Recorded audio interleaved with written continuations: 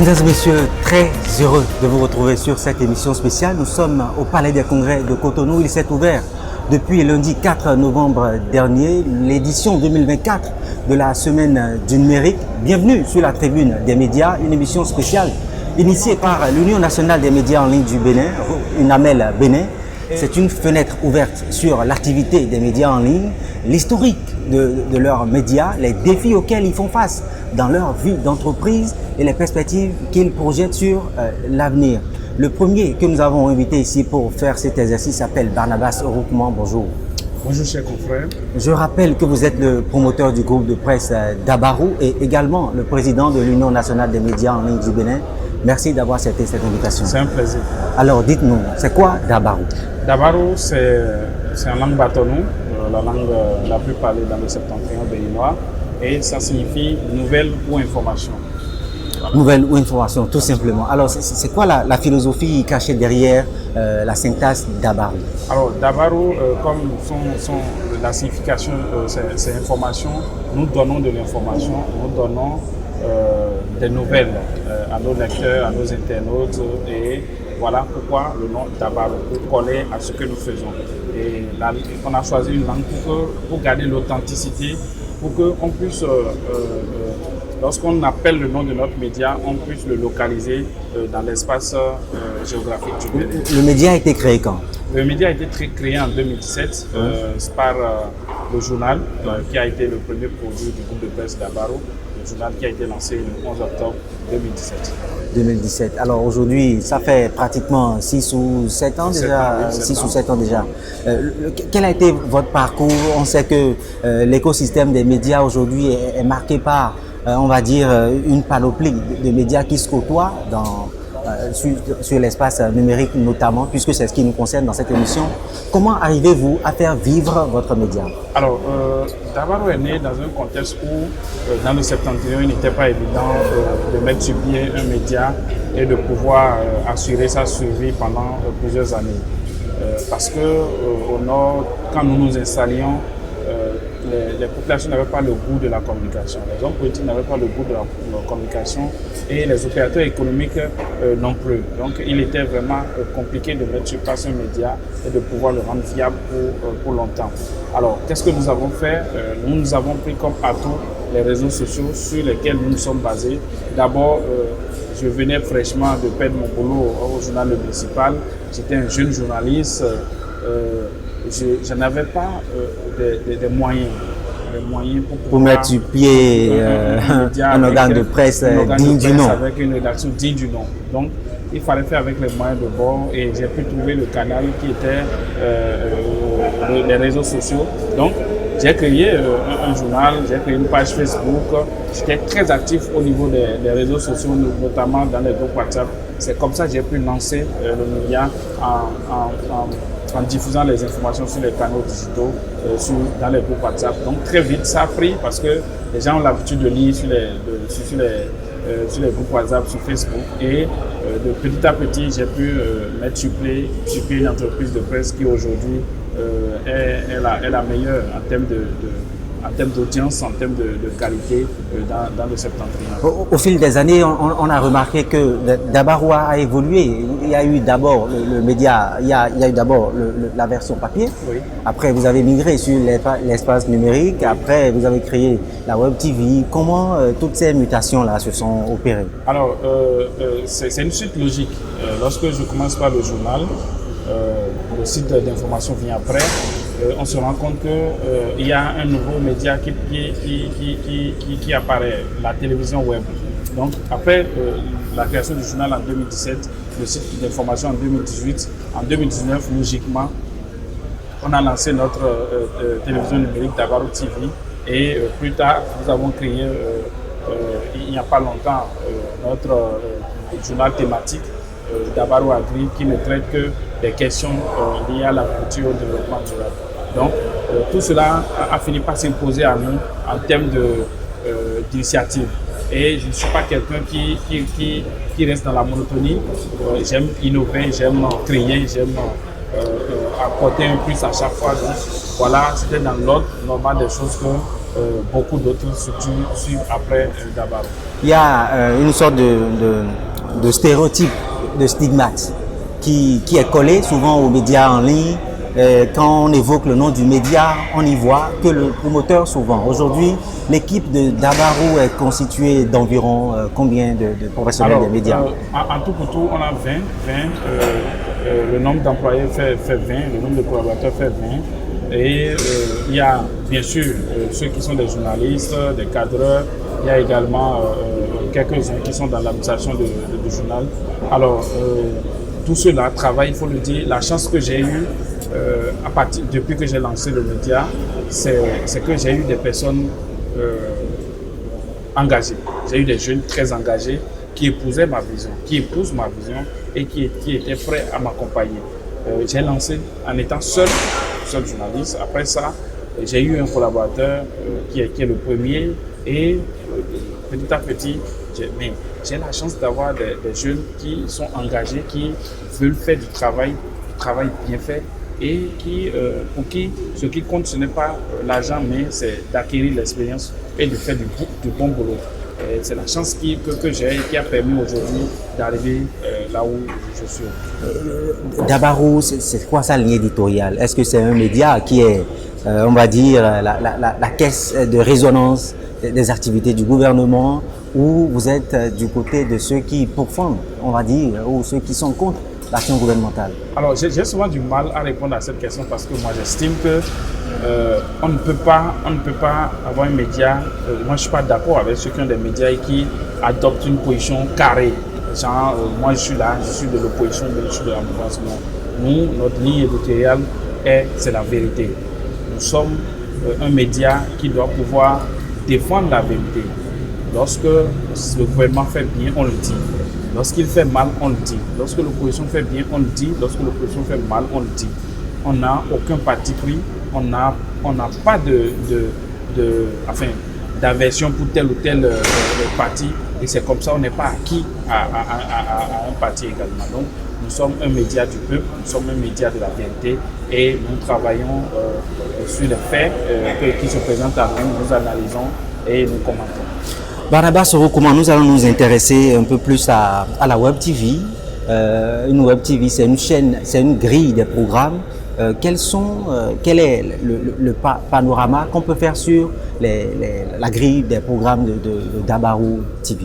Alors, il faut dire que Dabarou TV, c'est la chaîne numérique, la chaîne de télévision numérique la plus suivie dans la partie septentrionale. Et lorsque vous êtes leader, il va falloir proposer un contenu de qualité à ceux qui vous suivent. Et nous nous évertuons à fournir ce contenu de qualité. Nous avons diverses émissions telles que des émissions de divertissement, des émissions de débat, des émissions sociales qui abordent des questions sociales, des faits de société et tout. Donc nous avons quand même un cocktail de programmes qui satisfait nos téléspectateurs. Nous avons une émission phare que nous appelons Naneya, qui est une émission qui est très bien suivie par les personnes, qui est très bien aimée. Et nous avons également... Dites-nous pourquoi cette émission est particulièrement aimée. C'est une émission qui aborde les questions sans tabou. Oui. Il n'y a aucun tabou autour d'aucune question. Nous sommes à même d'appeler le sexe au cours de cette émission. Nous sommes à même d'appeler chien, chat. Apologie de la dépravation des mœurs? Non, loin de là. C'est une émission qui permet de démystifier ces sujets qu'on couvre avec un pain blanc et qui suscite des gens à aller faire de n'importe quoi. Vous voyez, le fait de protéger quelque chose augmente l'envie, la curiosité des gens à voir ce qui est dedans. Alors, lorsqu'on l'expose à la place publique, tout le monde sait les contours de la chose et sait comment faire pour éviter que le mal ne l'atteigne. Donc c'est ce que nous avons décidé de faire à travers l'émission Naneya, qui par exemple peut aller dire quelles sont les ethnies du Bénin qui sont les meilleures au lit. Ça n'a rien d'apologie du sexe. On te dit, moi, selon mon expérience... Je comprends l'engouement de vos téléspectateurs par rapport à Naneya. Selon mon expérience, oui. Ce sont les hommes de tel milieu qui sont les meilleurs, selon ces hommes de tel ou tel. on te dit, mais par exemple, pourquoi et quelle est l'ethnie que toi tu n'épouserais pas? Moi, je n'épouserais pas telle ethnie parce que voilà comment ils sont. Donc, ça éduque les populations, celles qui sont incriminées à changer de comportement, celles qui sont félicitées à continuer dans cette lancée. Donc, ça n'a rien de promotion de la perversité ou autre. Alors, on va parler croissance, on va parler viabilité. Quel est le modèle économique sur lequel reposent les activités de Dabarou, du groupe de presse Dabarou? Oui, ce qu'il faut dire, c'est que c'est quand même très compliqué au Bénin de pouvoir créer un média, qu'il soit un média conventionnel ou un média numérique, et pouvoir rentabiliser, parce que les charges sont trop. Pour nous qui avons choisi d'ailleurs de faire le pas vers l'égalité en suivant le processus que nous a imposé la HAC, il faut déclarer le personnel, il faut être à jour vis-à-vis du FIS, la CNSS, il faut payer des redevances à l'État et tout. Donc chez nous, c'est encore plus compliqué de pouvoir parvenir à joindre les deux bouts. Alors, qu'est-ce que nous on a trouvé? À côté du journal, à côté de la télévision, nous avons créé une agence de communication qui postule à des marchés publics pour la réalisation de films documentaires, des documents de capitalisation, des affiches et tout. Donc cela nous génère des revenus qu'on injecte sur les différents médias que nous avons. Nous avons aussi un centre de formation où nous formons en cadrage, montage, graphisme et tout. Et les revenus qui proviennent de ces différentes structures, on les injecte pour nourrir le journal, la télévision. Nous sommes également dans la restauration, avec un restaurant, avec une cave à vin. Donc, bref, on a plusieurs activités qu'on mène qui nous permettent d'avoir des revenus pour pouvoir investir dans le journal, sur la télévision, parce que malheureusement, les revenus des deux médias ne suffisent pas pour pouvoir assurer les charges liées au fonctionnement de ces deux médias. Alors, Barnabas Orokouman, Dabarou aujourd'hui évolue dans un environnement compétitif. Le média côtoie d'autres médias dans l'écosystème des médias au Bénin. Comment arrivez-vous à vous démarquer? Il est vrai, aujourd'hui, c'est une vérité de la palisse. Dabarou a réussi à asseoir un relatif ancrage, surtout dans le Nord, on va dire un ancrage qui s'étend même au-delà des murs du Septentrion.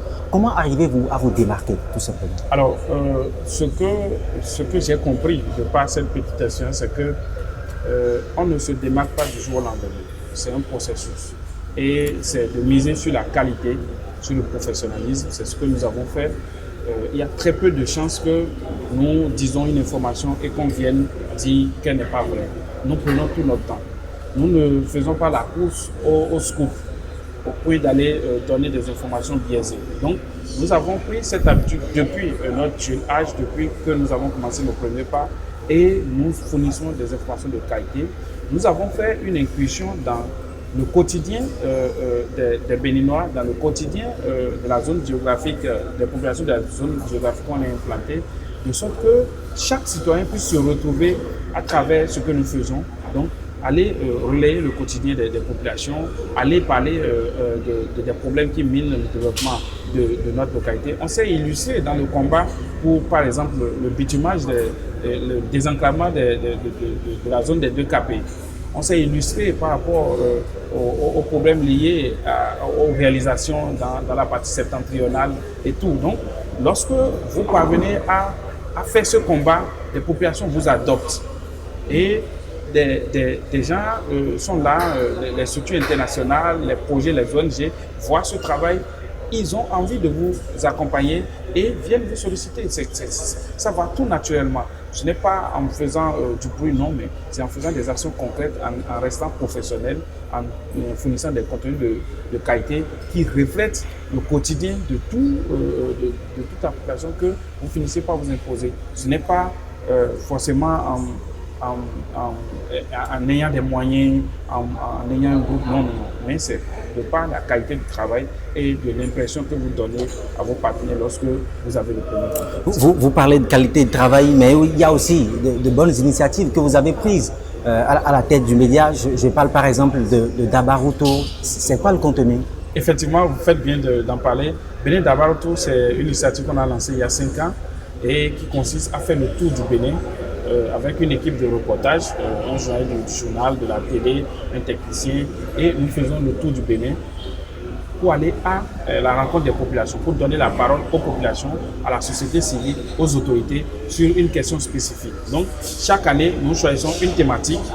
L'année passée, par exemple, nous avons parlé de l'extrémisme violent et de la cohésion sociale. Donc, à chaque fois que nous arrivons dans une commune, on voit le maire, on lui demande les actions que le gouvernement local mène dans le cadre du renforcement de la cohésion sociale, de la lutte contre l'extrémisme violent.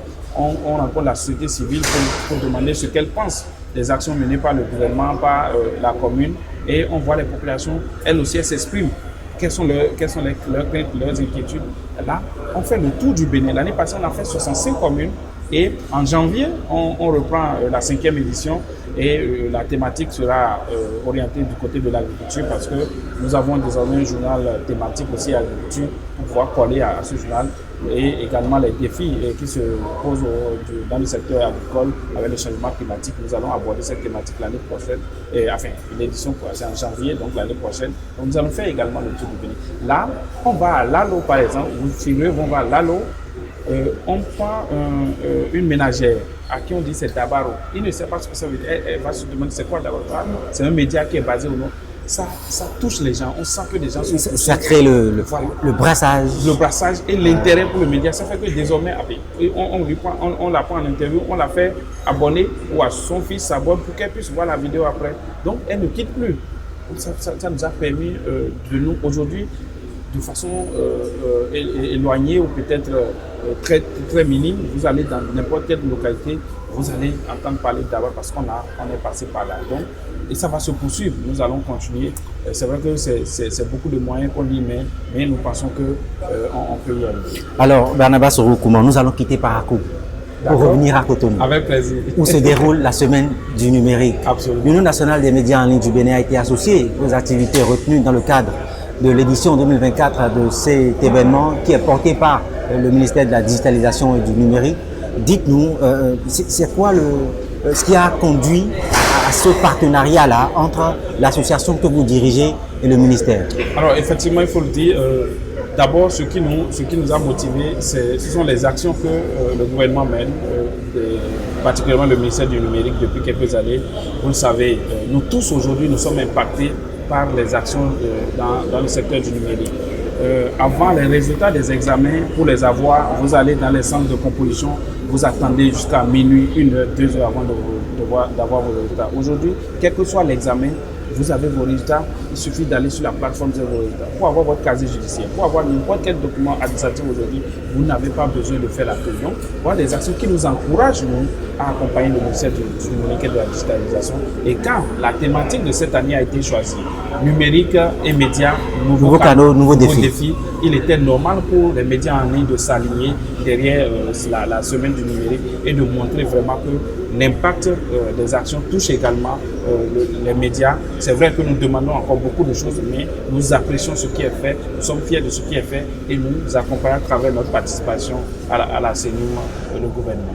Le mardi 5 novembre, vous avez donné une communication dans la salle bleue du Palais des Congrès. Vous avez abordé la vie des médias en ligne et je me rappelle, médias en ligne, je cite, hein, oui. Si c'est faux, médias en ligne, oui. Vous me corrigez. Oui. Médias en ligne au Bénin, de l'ombre à la lumière, c'était quoi le contenu de cette communication? Alors effectivement, nous avons présenté une communication au nom de l'Union nationale des médias en ligne du Bénin et la communication portait sur les médias en ligne. Vous savez, l'Internet est arrivé au Bénin en 1995 et le premier média numérique au Bénin a été installé en 2003. Alors, de 2003 à aujourd'hui, il y a eu une marche, il y a une évolution. Nous sommes passés des médias clandestins, illégaux, aujourd'hui à des médias qui ont une licence légale, qui peuvent aujourd'hui aller discuter avec la haute autorité. Donc, il y a eu ce cap-là qui a été franchi en 2023 où des médias en ligne ont été reconnus officiellement. Donc, on est passé de l'ombre à la lumière. Donc, on a présenté les médias en ligne dans leur globalité, l'évolution des médias en ligne, les défis auxquels ils sont confrontés et les perspectives. Alors, de perspective, parlez-vous, mais aujourd'hui, on note dans la vie même des médias en ligne on va dire, une kyrielle de médias. Je parle des médias en ligne autorisés, des médias en ligne non autorisés, et on entend les professionnels des médias, les confrères se plaindre de ce qu'on peut appeler une concurrence déloyale. Est-ce que dans votre secteur, à vous, vous faites les mêmes constats? Alors oui, le constat est réel est réel. Bon, nous avons subi un processus qui nous a permis aujourd'hui d'avoir à notre sein des médias qui ont une licence légale. Et ce processus nous a exigé un certain nombre de choses qui a permis aujourd'hui d'être des médias légaux en ligne, bien qu'on soit des médias en ligne. Donc, il est regrettable au même moment de voir des médias qui n'ont pas ces exigences, qui n'ont pas un cahier de charges, qui ne sont pas tenus, qui ne sont pas obligés de faire des choses de façon professionnelle, concurrentielle. Donc, je pense que nous avons entrepris une tournée tout récemment où nous sommes allés à la HAC, nous sommes allés au ministère de la Justice, nous avons posé ce problème et je pense que d'ici quelques moments, quelques mois, quelques semaines, la HAC a promis d'entreprendre des actions pour pouvoir servir notre secteur et nous attendons cela. Et au même moment, nous plaidons également pour le lancement d'un avis d'appel à candidature pour que d'autres médias qui veulent avoir des licences légales puissent produire les dossiers et Alors, Barnabas Oroukouman, vous prenez un tournant qui va nous permettre d'embrayer un peu sur l'Union nationale des médias en ligne du Bénin, que vous dirigez depuis bientôt 6-7 mois.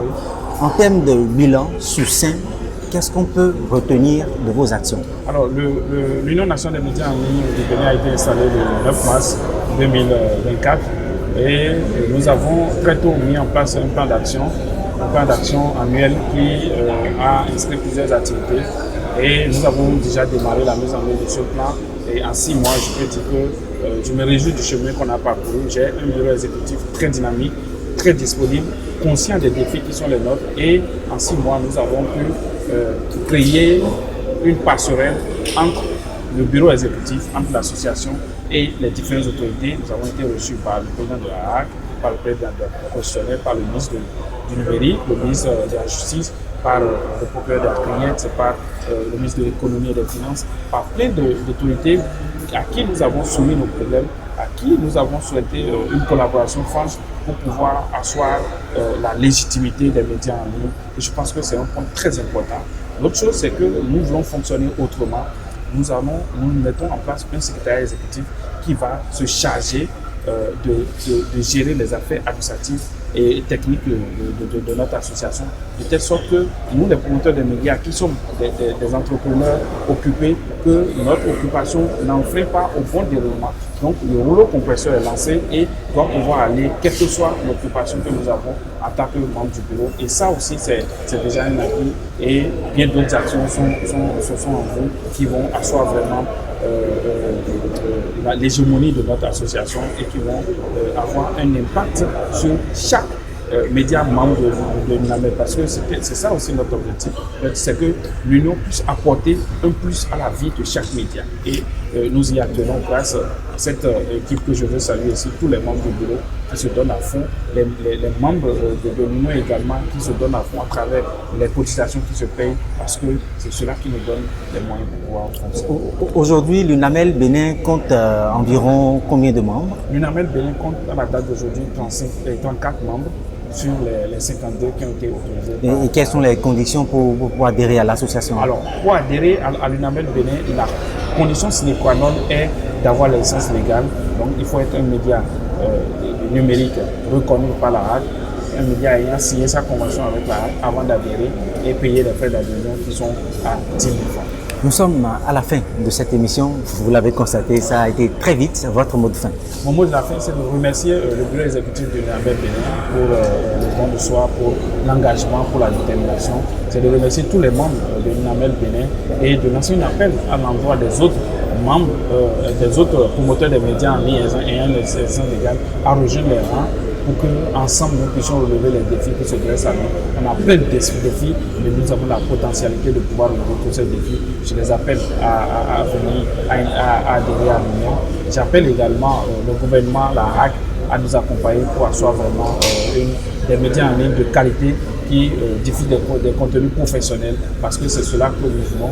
Nous voulons que si quelqu'un voit un contenu diffusé par un média en ligne, qu'il ne soit pas sceptique, qu'il se dit ce média en ligne est autorisé, donc il fournit forcément un contenu de qualité, un contenu professionnel, une information vraie et vérifiable. Mesdames et messieurs, vous l'avez compris, nous sommes à la fin de cette émission. Merci de nous avoir suivis. Restez connectés à vos écrans. La tribune des médias se poursuit ici au Palais des Congrès de Cotonou.